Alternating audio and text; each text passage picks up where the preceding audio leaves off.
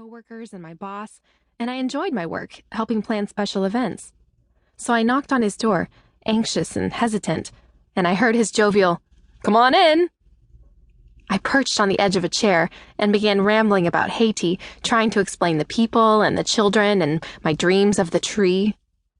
John Paul looked up in the middle of my rambling, smiled a calm, relaxed smile, and said, "If you think God is calling you to Haiti, you absolutely need to go."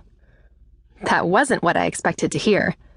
What kind of person would encourage a 24-year-old city girl who loved to go shopping and wear cute outfits to just pick up and move to a hot, poverty-stricken country like Haiti? But he did. "Go ahead and try it," he added. "If it doesn't work out, there will always be a place for you here." So, I went. It's been 3 years now, and so much has changed. When I showed a picture of the cover of this book to my 10-year-old Haitian-born daughter, she immediately recognized the tree and the silhouettes of mother and daughter. "I'm in your story?"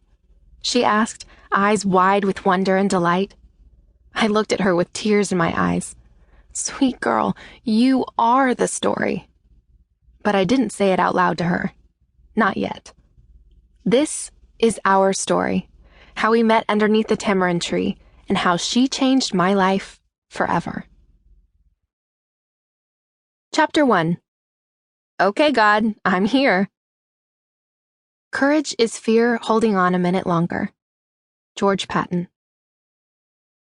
Exhausted and as clean as I could get with a bucket of cold water, I untangled my mosquito net, draped it over the bed, tucked the ends underneath the mattress, and crawled in. It was pitch black, but I looked up anyway toward the mosquitoes buzzing around. Slowly, the frenzied whine of their tiny wings was drowned out by a different sound. Thump, thump, thump. I listened. Thump, thump, thump. Voodoo drums. My ears vibrated with the sound as my heart began to beat inside my chest to the rhythm. I wrestled the mosquito net away and got up to lock my bedroom door. Then I reached for my Bible and my little flashlight. I began praying over my bed, actually praying over everything, trying to calm my beating heart as my first day as a resident of Gracie, Haiti came to an end. When I'd stepped off the plane in Port-au-Prince that morning, January 9th, 2011, the only information I had was the name of my driver, along with a small piece of paper with my new address scribbled on it. The driver was a polite local man who led me to a beat-up Nissan Patrol. I watched anxiously as he threw my bags in the bed of the truck, covered them with a tarp, and tied everything down tightly with ropes. I felt as though I could barely breathe. What am I doing here? Kept running through my mind like an endless repeating chorus. I had no idea how long it would take to get to my new home in Gracie, just 20 miles from the airport. As we drove, I saw clusters of tents, piles of trash, and chaos everywhere. The humid air was heavy on my skin, and I smelled sewage through the open window. I'd already been to Haiti twice, but this time things seemed worse than on my previous visits. The sweat began to bead up on my lip as we dodged motorcycles, trucks, cars, and children. The ride was silent except for the thousands of people we passed who were screaming at me with their eyes. 2 hours later, we stopped next to a large, bent black wire gate. I looked at my driver and smiled timidly. He looked back at me with his eyebrows scrunched up and mouth tense.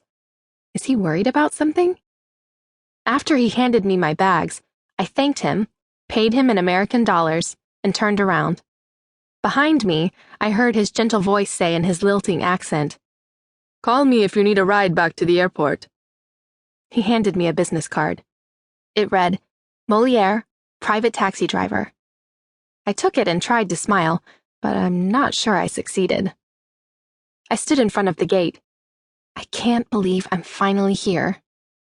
Although I wasn't certain of much, I was sure God had been calling me to move to Gracie, a suburb of Port-au-Prince and the town I had visited 5 months earlier. On that trip, I'd met a Haitian friend named Bernard, who acted as my translator.